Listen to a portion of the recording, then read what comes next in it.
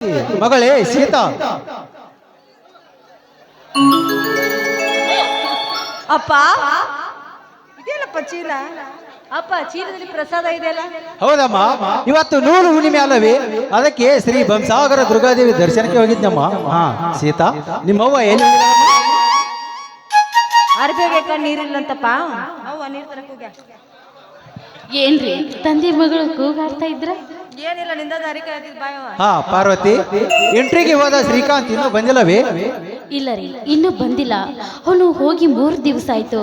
ಪ್ರಶಾಂತ ಚೀಲದ ಸ್ಪರ್ಧೆಗೆ ಹೋದವನು 1 ವಾರ ಆಯ್ತು. ಅವನು ಕೂಡ ಇನ್ನೂ ಬಂದಿಲ್ಲ ರೀ.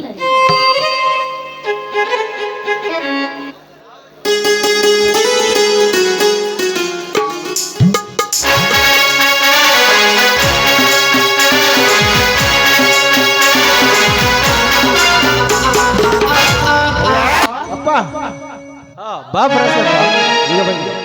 ಬಾ ಪ್ರಶಾಂತ, ನೀನು ಹೋದ ಚೀಲದ ಸ್ಪರ್ಧೆ ಏನಾಯ್ತಪ್ಪ? ಏನವ್ವ ಹಿಂಗ್ ಕೇಳಕತ್ತಿ? ನಮ್ಮ ಅಣ್ಣ ಇನ್ನು ಸೋತ್ ಬರ್ತಾನ. ಗೆಲುವಿನ ಸರ್ದಾರ ನಮ್ಮ ಅಣ್ಣ ಅಲ್ವೇನಾ? ತಂಗಿ ನನ್ನ ಸಾಧನೆಗೆ ಸಾಥು ಕೊಡುವ ತಂಗಿ ತಮ್ಮ ಬಂದಿದ್ರು. ಕಷ್ಟಕ್ಕೆ ಕುಗ್ಗದಿರು, ಲಾಭಕ್ಕೆ ಹಿಗ್ಗುತ್ತಿರು ಎಂದು ಬೆನ್ನು ತಟ್ಟುವ ನನ್ನ ತಂದೆ ತಾಯಿ ಇರುವವರೆಗೂ ಸೋಲು ಎಂಬ ಸಂಖ್ಯೆ ನನ್ನ ಇತಿಹಾಸದಲ್ಲೇ ಬರುವುದಿಲ್ಲ. ಪ್ರಶಾಂತ, ಇವತ್ತು ಯಾವ ಊರ ಬಹುಮಾನ? ಹವ್ವ, ಗದಗ ಜಿಲ್ಲೆಯ ಗಜೇಂದ್ರಗಡ ತಾಲೂಕಿನ ಶಾಂತಿಗೇರ್ ಎಂಬ ಗ್ರಾಮದಲ್ಲಿ ಶ್ರೀ ಬೀರಲಿಂಗೇಶ್ವರ ಯುವಕ ಸಂಘದವರು 3 ಹುಸುಗಿನ ಕೊಡ ಮತ್ತು 3 ಹುಸುಗಿನ ಚೀಲವನ್ನು ಎತ್ತುವ ಆಟವನ್ನು ಏರ್ಪಡಿಸಿದ್ದರು. ಆ ಕಣದಲ್ಲಿ ಕಾಲಿಡುವಾಗ ಮುತ್ತತ್ತಿ ನಿವಾಸಿನಿಯಾದ ಶ್ರೀ ದುರ್ಗಾ ಪರಮೇಶ್ವರಿ ಅಂಗಾರವನ್ನು ಹಣೆಗೆ ಹಚ್ಚಿ 5 ನಿಮಿಷದಲ್ಲಿ ಹುಸುಗಿನ ಚೀಲವನ್ನು ಹೊತ್ತು ಮುಂದೆ ಶರ್ಟ್ ಬಿಚ್ಚಿ ಶರ್ಟ್ ಹಾಕಿಕೊಳ್ಳುವಷ್ಟರಲ್ಲಿ ಮುಂದೆ 3 ಇರುಸು ಕಟ್ಟಿದರು. 2 ನಿಮಿಷದಲ್ಲಿ ಹುಸುಗಿನ 9 ಉಲ್ಟಾ ಬಸೆಯನ್ನು ಹೊಡೆದನು.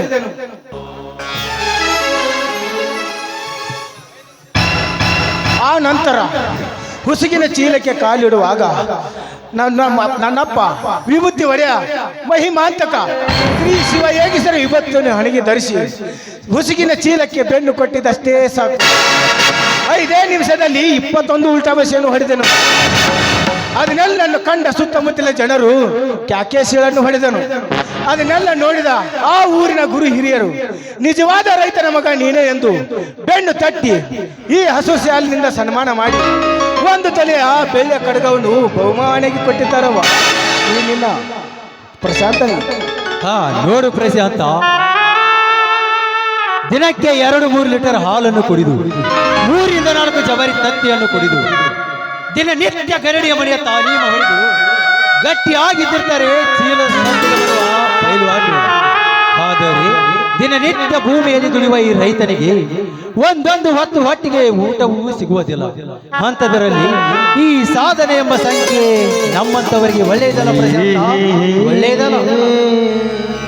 ಪ್ರಶಾಂತ, ನನಗೆ ಯಾಕೋ ತುಂಬ ಭಯವಾಗುತ್ತದೆ ಅಪ್ಪ.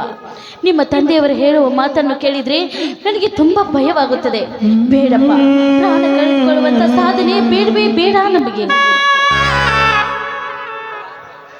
ಅವ್ವ, ಭಯ ಪಡೆದಿರವ, ನೀನು ಭಯ ಪಡೆದಿರು.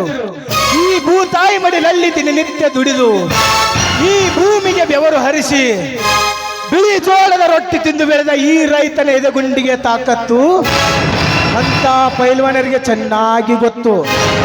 ಸುತ್ತು 10 ಹಳ್ಳಿಯಲ್ಲಿ ಎಲ್ಲೇ ಸ್ಪರ್ಧೆ ಇದ್ದರು ಶ್ರೀ ದುರ್ಗಾದೇವಿ ಪ್ರಸನ್ನ ಸಾಕಿನ್ ಮುತ್ತತ್ತಿ ಹುಲಿ ವಂಶದ ರಕ್ತದ ಕುಡಿಯಲ್ಲಿ ಹುಟ್ಟಿ ಬೆಳೆದಿರುವ ಪ್ರಶಾಂತ್ ಬಂದಿದ್ದಾನೆಂದರೆ ಆ ಹೆಸರು ನೋಂದಾಯಿಸಿದ ಪೈಲ್ವಾನರು ಮನದೊಳಗೆ ಕಾಲಿಡದೆ ಹಿಂತಿರುಗಿ ಹೋಗುವರು. ಅದು ಅಲ್ಲದೆ ಹೋದ ಸೋಮವಾರ ನನ್ನ ಎತ್ತುಗಳ ಮೈಗಳನ್ನು ತೊಳೆದು ಒಳಗಡೆ ಕಟ್ಟಿ ಹುಲ್ಲಾಕಿ ಸ್ಪರ್ಧೆಗೆ ಹೋಗಬೇಕೆನ್ನುವಷ್ಟರಲ್ಲಿ ಮನದಲ್ಲಿ ಏನೋ ಆತಂಕವಾಯಿತು. ಹೋಗಿ ನನ್ನ ರಾಮ ಲಕ್ಷ್ಮಣರ ಮುಂದೆ ನಿಂತು ಸ್ಪರ್ಧೆಗೆ ಹೋಗಲೋ ಬೇಡ ಅಂತ ಕೇಳಿದರೆ ಆಗ ನನ್ನ ರಾಮ ಲಕ್ಷ್ಮಣರು ಕಾಲು ಕೆದರಿ ತರಿ ಹೊಡೆದು ಕಿವಿ ಚಾಡಿಸಿ ಹೇಳಿದವು, ಹೋಗಿ ಬಾ ಅಂತ. ದೇವಾನು ದೇವತೆಗಳ ಸ್ವರೂಪಿಯಾದ ನನ್ನ ರಾಮ ಲಕ್ಷ್ಮಣರ ಆಶೀರ್ವಾದ ಸೋಲು ಎಂಬ ಸಂಖ್ಯೆ ನನ್ನ ಇತಿಹಾಸದಲ್ಲ ಬರುವುದಿಲ್ಲವಾ? ಬರುವುದಿಲ್ಲ. ಪ್ರಶಾಂತ, ನೀನು ಹೋದಾಗಿನಿಂದ ರಾಮ ಲಕ್ಷ್ಮಣರು ಒಂದು ಹಿಡಿ ಹುಲ್ಲನ್ನು ಸಹ ತಿಂದಿಲ್ಲ.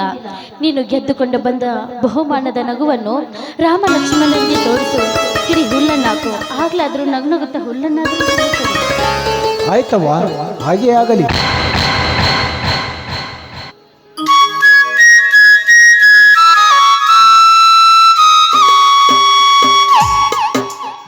ಅವ ಅಪ್ಪ ಅವ ಇದೇನು ಎಲ್ಲರೂ ಸಂತೋಷದಿಂದ ನಗುತ್ತಿರುವಿರಲ್ಲ? ಶ್ರೀಕಂಠ, ಇವತ್ತು ನಿಮ್ಮಣ್ಣ ಚೀಲದ ಸ್ಪರ್ಧೆಯಲ್ಲಿ ಗೆದ್ದುಕೊಂಡು ಬಹುಮಾನ ತಂದಿದ್ದಾನೆ. ಅದಕ್ಕೋಸ್ಕರ ಎಲ್ಲರೂ ಸಂತೋಷವಾಗಿದ್ದಾರಪ್ಪ. ಅವ್ವ, ಈ ಸಂತೋಷದ ಸಮಯದಲ್ಲಿ ಇನ್ನೊಂದು ಸಿಹಿ ಸುದ್ದಿ ಅವ್ವ.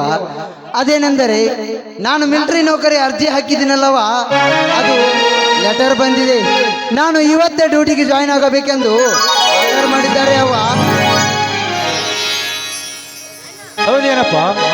ದುರ್ಗಾ ಪರಮೇಶ್ವರಿ ಆಶೀರ್ವಾದ ಸದಾ ನಿನ್ನ ಮೇಲೆ ಹೀಗೇ ಇರಲಿ. ಏನು, ನನ್ನ ತಮ್ಮನಿಗೆ ನೌಕರಿ ಸಿಕ್ತೆ? ಅಪ್ಪ ಶಿವ ಯೋಗೀಶ್ವರ, ನಿನ್ನ ದಯೆ ನನ್ನ ಮೇಲಿದೆ ಅಪ್ಪ.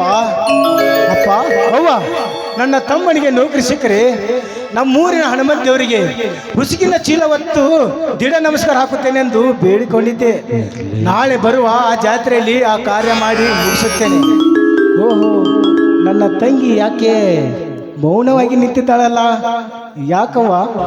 ಪ್ರಶಾಂತ, ಇವತ್ತು ಏನು ವಿಶೇಷ ಅಂತ ಗೊತ್ತಿಲ್ವೇನೋ ನಿಮಗೆ?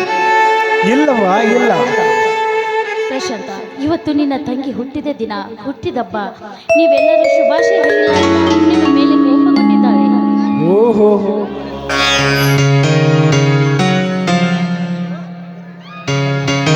ಓಹೋ, ಈ ಅಣ್ಣನ ಮೇಲೆ ಕೋಪವೇ? ಇಲ್ಲವಾ ತಂಗಿ, ಇಲ್ಲ. ನೀನು ಹುಟ್ಟಿದ ದಿನ ನಾನು ಮರ್ತಿಲ್ಲ. ನಿನಗೆ ಕೇಕ್ ತರೋದಕ್ಕೆ ಆ ಡ್ರೈವರ್ ಚಂದ್ರ ಕೈಯಲ್ಲಿ ಹೇಳಿದ್ದೇನೆ.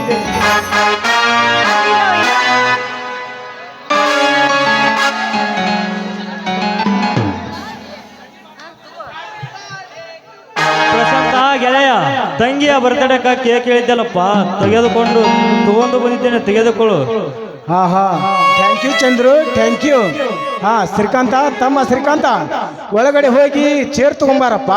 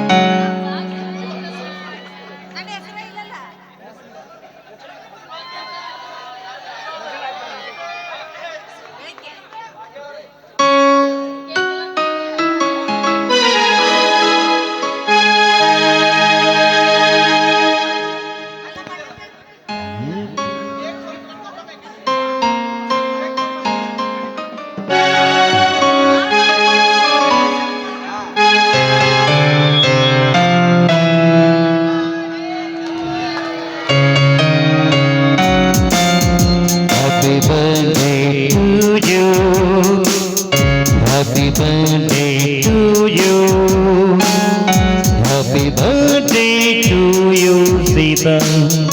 Happy birthday to you. Happy birthday to you. Happy birthday to you, Sita. Happy birthday to you.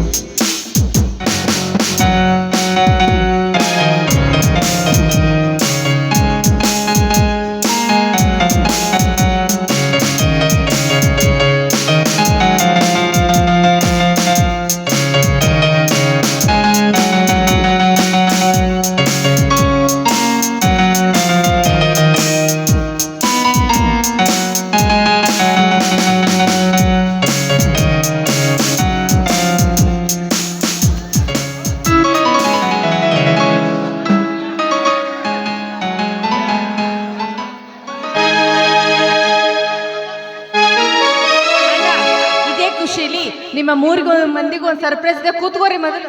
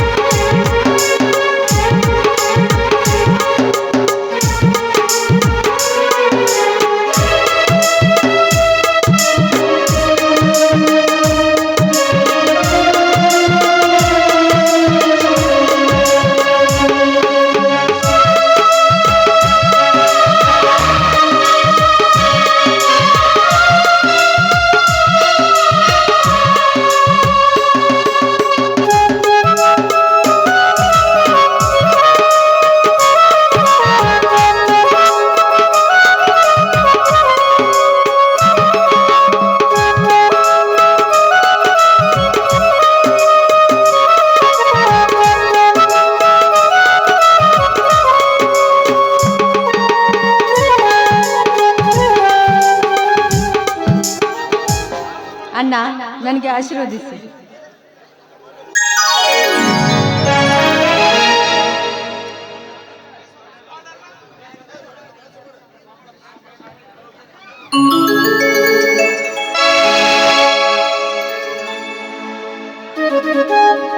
ಪ್ರಶಾಂತ ಗೆಳೆಯ, ನಾನೇನು ಹೋಗಿ ಬರುತ್ತೇನೆ. ಆಯ್ತು, ಹೋಗಿ ಬಾರು.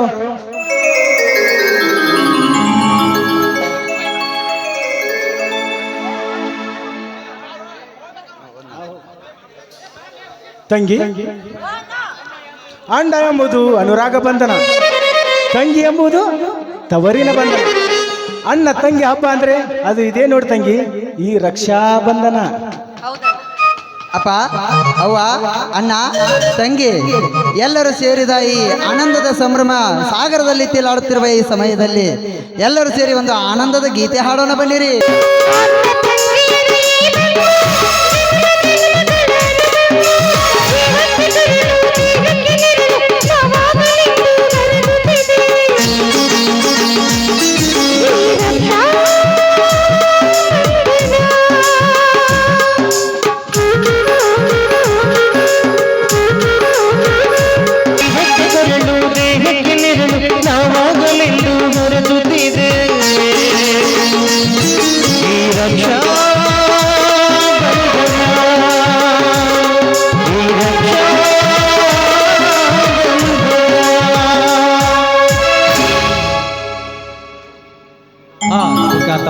ನೀನು ಹೋಗಿ ನಿನ್ನ ಬಟ್ಟೆಯನ್ನು ಹಾಕಿಕೊಂಡು ಬರಪ್ಪ.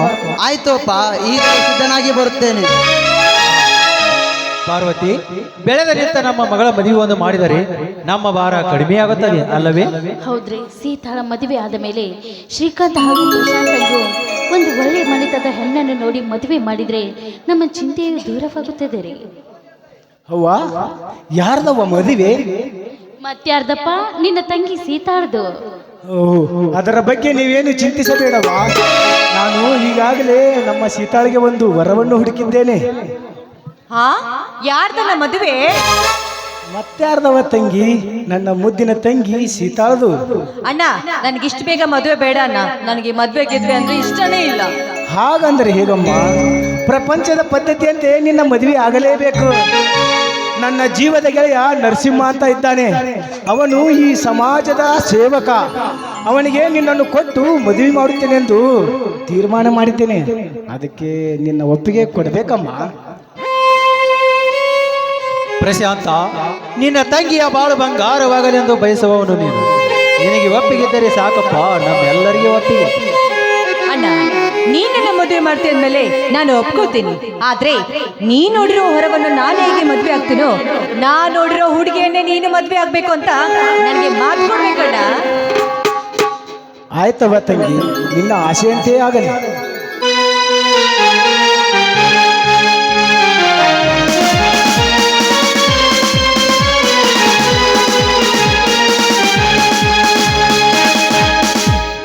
ಅಪ್ಪ, ಅವ್ವ, ಅಣ್ಣ, ನಾನು ದೇಶ ಸೇವೆ ಮಾಡಲು ಹೊರಡುತ್ತೇನೆ.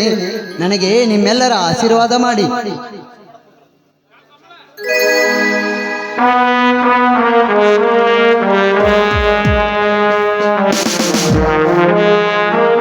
ಏನ್ ಹೇಳ ಶ್ರೀಕಾಂತ? ಹಾ ಪ್ರಶಾಂತ, ತಮ್ಮನನ್ನು ಬಸ್ ಹತ್ತಿರಿಸಿ ಬಾರಪ್ಪ. ಆಯ್ತಪ್ಪ, ಹಾಗೆ ಆಗಲಿ.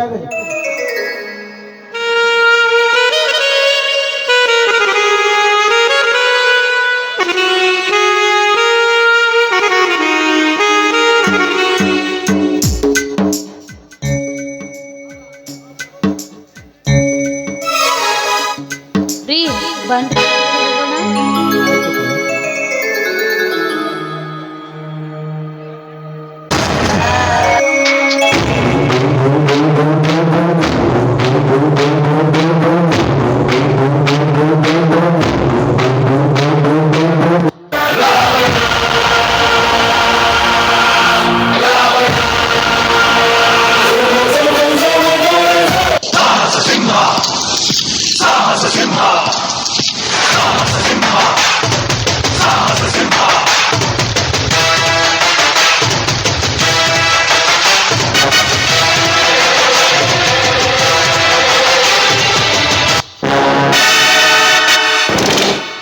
ಪರಮೇಶ, ಲೇ ತಮ್ಮ ಪರಮೇಶ,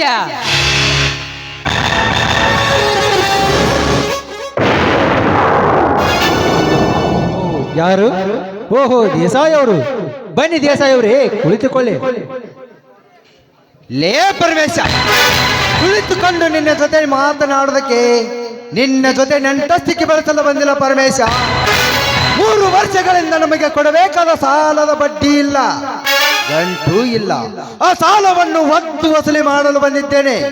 ನೋಡ್ರಿ, 3-4 ವರ್ಷ ಬರಗಾಲ ಬಿದ್ದು ಸಾಲದ ಮೇಲೆ ಸಾಲವನ್ನು ಮಾಡಿ ಭೂಮಿಯನ್ನು ಬಿತ್ತಿದರೆ ಇಡೀ ಕಾಳು ಸಹಿತ ಬಂದಿದೆ.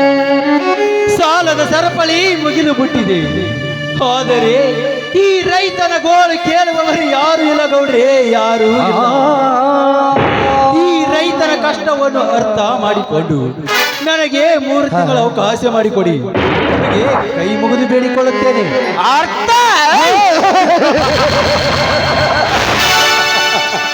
ಲೇ ಪರಮೇಶ, ಅರ್ಥ ಮಾಡಿಕೊಂಡು ವ್ಯರ್ಥ ಹೋಗಲು ನಿನ್ನ ಮನೆಗೆ ದೇವಸ್ಥಾನದ ಪಟ್ಟಿ ಕೇಳಲು ಬಂದಿಲ್ಲ ಮಗನೇ.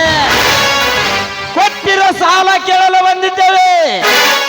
ಸುಮ್ಮನೆ ನಮ್ಮ ಸಾಲ ಬಡ್ಡಿ ಸಮೇತ ಕೊಟ್ಟರೆ ಸರಿ ಇಲ್ಲ, ಪರಿಣಾಮ ಬೇರೆನೇ ಇರುತ್ತೆ. ನೋಡಿ ಚಿಕ್ಕ ಯಜಮಾನ್ರೆ, ನೀವು ನನ್ನ ಮನೆಯೆಲ್ಲ ಹುಡುಕಿ ಆಡಿದರು ಒಂದು ಬಿಡಿ ಕಾಸು ಸಿಗುವುದಿಲ್ಲ ಈ ರೈತರ ಗುಡಿಸಿದ. ಒಂದು ಹೊತ್ತು ಗಂಜಿಗೂ ಗತಿ ಇಲ್ಲದಂತಾಗಿದೆ ಈ ಬಡವನ ಬಾಳು. ಇನ್ನು 3 ತಿಂಗಳ ಅವಕಾಶ ಮಾಡಿಕೊಟ್ಟರೆ ಬಂದ ಬೆಳೆಯಲ್ಲಿ ನಿಮ್ಮ ಸಾಲವನ್ನು ಕೊಟ್ಟು ಋಣಮುಕ್ತನಾಗುತ್ತೇನೆ.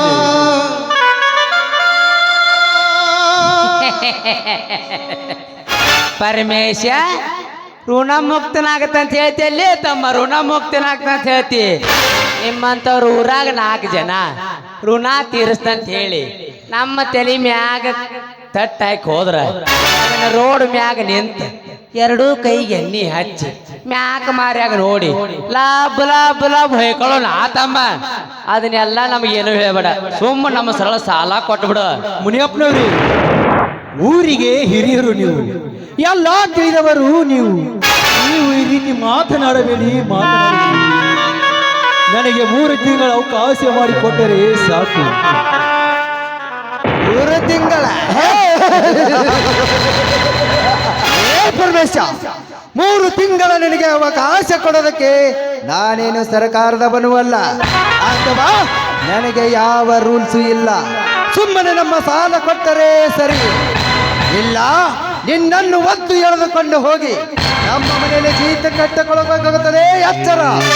ಗೌಡ, ಯಾರನ್ನು ಜೀತಕ್ಕೆ ಇಟ್ಟುಕೊಳ್ಳುತ್ತಲೇ ಶ್ರೀಮಂತ, ದಿನನಿತ್ಯ ಬಡ್ಡಿಗೆ ಬಡ್ಡಿ ಹಚ್ಚಿ ಬಡವರ ರಕ್ತ ಹೀರಿದಲ್ಲದೆ ಮತ್ತೆ ಅವರನ್ನು ಜೀತಕ್ಕಿಟ್ಟುಕೊಳ್ತೇನೆಂದು ಕಾಲರ್ ಹಿಡಿದಾಡ್ತದೆ. ಆ ಮಗನೇ,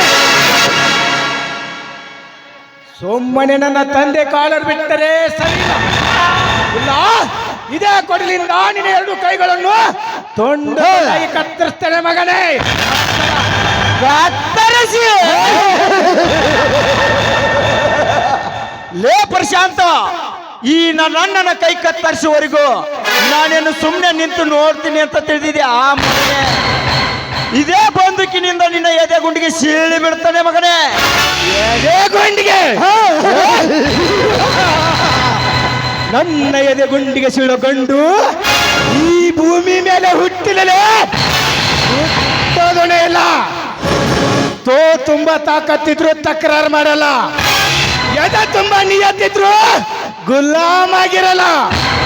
ಹಾಗೇನೆ ಈ ಗೂಳಿ ಸೈಲೆಂಟ್ ಆಗಿದೆ ಅಂತ ಕಾಂಚಲಿ ಮಾಡಕ್ಕೆ ಬಂದ್ರೆ ನನ್ನ ಮಕ್ಕಳ ಈ ಗೂಳಿ ಗುಮ್ಮ ಏಟಿಗೆ ಗೂಗಲಲ್ಲಿ ಹುಡುಕಿದ್ರು ಟ್ರೀಟ್ಮೆಂಟ್ ಸಿಗಲ್ಲ. आई एम नटोरियन प्रशांत, पिक्चर अभी बाकी है बे. ಸುಮ್ಮನೆ ಸಾಲ ಕೇಳಕ್ ಬಂದಿದ್ದೀರಾ, ಅದನ್ನಷ್ಟೇ ಕೇಳ್ರಿ ನನ್ನ ಮಕ್ಕಳ. ಅದನ್ನು ಬಿಟ್ಟು ಬೇರೆ ಏನಾದ್ರೂ ಬಾಲ ಬಿಚ್ಚಿದ್ರೆ ಒಬ್ಬೊಬ್ಬರ ಬಾಲವನ್ನ ತುಂಡು ತುಂಡಾಗಿ ಕತ್ತರಿಸಿ ಬರುತ್ತೆ ಮಗಳೇ. ತುಂಡು ತುಂಡಾಗಿ ಲೇ ಪ್ರಶಾಂತ, ನಮ್ಮ ಹತ್ತಿರ ಸಾಲ ತಂದು ತಿಂದವನಿಗೆ ಇಷ್ಟು ಸಕ್ಕಿರಬೇಕಾದರೆ ಇನ್ನು 16 ಹಳ್ಳಿಗೆ ಸಾಲ ಕೊಟ್ಟು ಸಲುವಿದ ಈ ಸವಕಾರನಿಗೆ ಎಷ್ಟಿರಬದಲೇ ಪಡುವ. ए देवेंद्र देसाई, इधर कान खोल के सुन बे. जब तक मैं साइलेंट हूँ तुम लिमिट क्रॉस मत करना, क्योंकि अगर मैं वायलेंट हो गया ना तो तुम हमेशा के लिए साइलेंट हो जाएंगे. ए देसाई, ಬಡವ ಎಂದು ಬೊಗಳ್ತಿದ್ದೆ ಆ ಮಗನೇ. ಬಡವ ಎಂದು ಬಾಯಿ ಬಿಟ್ಟರೆ ನಿನ್ನ ಬಾಯಿ ಮೇಲೆ ಪ್ರಶಾಂತ, ಹಿರಿಯರಿಗೆ ಹೇಗೆ ಮಾತನಾಡಬೇಕನ್ನುವುದು ಗೊತ್ತಿಲ್ಲವೇನೋ ಕತೆ. ನೋಡಿ ದೇಸಾಯಿ ಅವರೇ, ನೀವು ಅವನ ಬಗ್ಗೆ ಏನು ತಲೆ ಕೆಡಿಸಿಕೊಳ್ಳಬೇಡಿ. ನಿಮ್ಮ ಸಾಲವನ್ನು ನಾನು ತೀರಿಸುತ್ತೇನೆ. ಅಲ್ಲಿಲೇ ಪರಮೇಶ, ಒಬ್ರು ಹತ್ತಂಗ ಒಬ್ರು ಸತ್ತಂಗ ಮಾಡಿದ್ರ ನಿಮ್ಮ ಆಟ ನೋಡ್ಕೋತ ನಿಂದ್ರಾಕ್ ನಮ್ಮನ್ನ 3 ಮಂದಿ ಮೊಳ ಹುಡುಗರು ಮಾಡಿದ್ರಲ್ಲಿ ತಮ್ಮ. ಗೌಡ್ರ, ಇವ್ರಿಗೇನ 3 ತಿಂಗಳ ಟೈಮ್ ಬೇಕಂತ್ರಿ. 3 ತಿಂಗಳ ಟೈಮ್ ಕೊಟ್ಟು ನೋಡೋಣ್ರಿ. ಆ 3 ತಿಂಗಳದಾಗ ನಾವು ಕೊಟ್ಟ ಸಾಲ ನಮಗ್ ಕೊಡ್ಲಿಕ್ಕಂದ್ರ ಇವ್ರು ಎದ್ದು ಈ ಮನಿ ಒದ್ದು ಹೊರಗಾಕೊಂಡು ನಡ್ರಿ ಗೌಡ್ರ, ಈಗ ಹೋಗೋಣಂತ. ಲೇ ಪರಮೇಶ, ಮುನಿಯನ ಮಾತಿಗೆ ಒಪ್ಪಿ ಈಗ ಹೋಗುತ್ತೇನೆ ಮಗನೇ.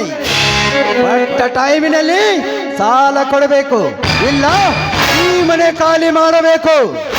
ಲೇ ಪ್ರಶಾಂತ, ವೀರ ಸರ್ ಗಜೇಂದ್ರ, ಹೋಗೋಣ. ಲೇ ಪ್ರಶಾಂತ, ಕೊಟ್ಟಿರೋ ಟೈಮನಲ್ಲಿ ಸಾಲ ತೀರಿಸು ಮಗನೇ. ಆವಾಗ ತೋರಿಸು ಈ ನಿನ್ನ ಪುಂಡತನದ ಪೌರುಷವನ್ನು.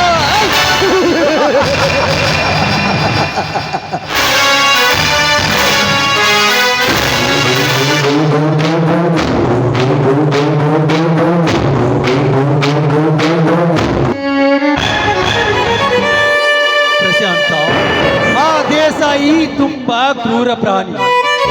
ಯಾವ ಹೊತ್ತಿನಲ್ಲಿ ಏನು ಮಾಡ್ತಾರೋ ಏನೋ.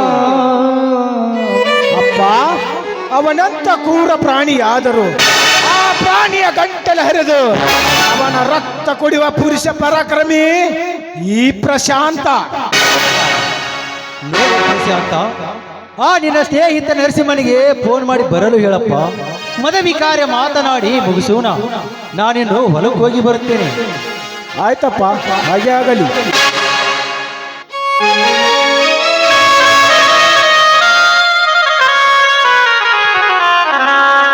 ಹೈಸ್ಕೂಲ್